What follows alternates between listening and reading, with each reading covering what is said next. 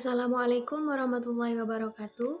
Saya dari kelompok 2 akan mempresentasikan makalah saya yang berjudul Perkembangan Pemikiran Sistem Ekonomi Indonesia. Sebelum itu, saya akan menjelaskan terlebih dahulu ada 4 poin yang akan kita bahas pada makalah saya kali ini. Yang pertama yaitu pertanyaan bagaimanakah perkembangan pemikiran sistem ekonomi Indonesia. Yang kedua, bagaimanakah sistem ekonomi Pancasila. Yang ketiga, bagaimanakah reformasi menuju sistem ekonomi Pancasila. Dan yang keempat, yaitu siapa saja pelaku ekonomi di Indonesia. Yang pertama yaitu perkembangan pemikiran sistem ekonomi Indonesia. Yang pertama yaitu ada pemikiran sistem ekonomi klasik. Dalam pemikiran kaum klasik bahwa perekonomian secara makro akan tumbuh dan berkembang apabila perekonomian diserahkan kepada pasar. Peran pemerintah dalam hal ini yaitu terbatas kepada masalah penegakan hukum, menjaga keamanan, dan pembangunan infrastruktur. Yang kedua yaitu pemikiran sistem ekonomi modern atau sistem ekonomi sosialis. Sistem ekonomi sosialis dilandasi pada pemilikan bersama atau kolektivitas.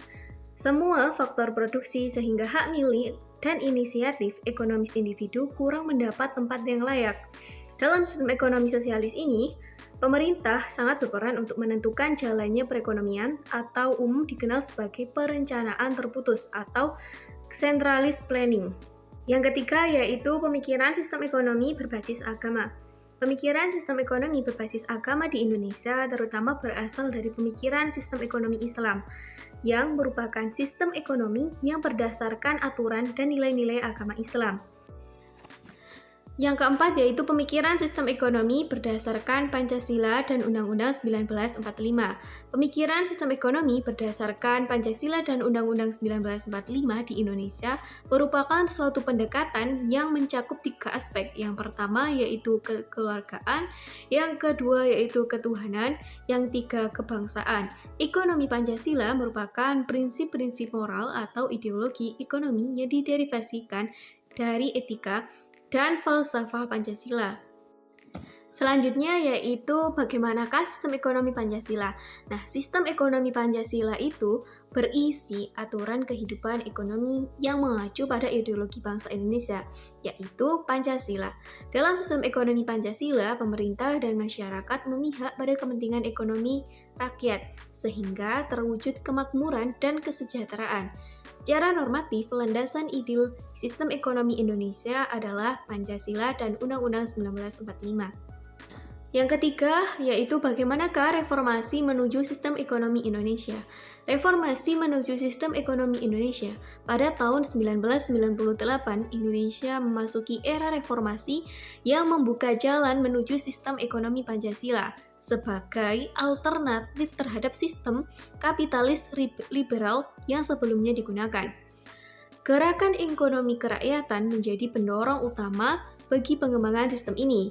Dengan prinsip-prinsip Pancasila tercermin dalam ilmu landasan ekonomi. Pustek UGM di Yogyakarta memainkan peran penting dalam mengisi kekosongan pemerintahan pemikiran ekonomi nasional dengan melakukan kajian-kajian tentang kehidupan real masyarakat Indonesia.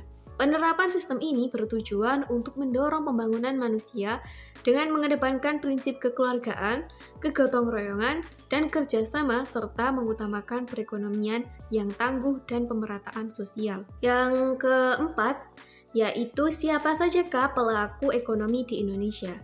Nah, pengertian dari pelaku ekonomi sendiri adalah orang atau perorangan ataupun suatu badan yang melakukan kegiatan ekonomi. Dengan kata lain, pelaku ekonomi adalah subjek yang menjalankan kegiatan produksi, konsumsi, dan distribusi. Secara garis besar, para pelaku ini dikategorikan menjadi 4 sektor, yaitu ada rumah tangga para konsumen, rumah tangga para produsen, rumah tangga pemerintahan, dan yang keempat sektor luar negeri.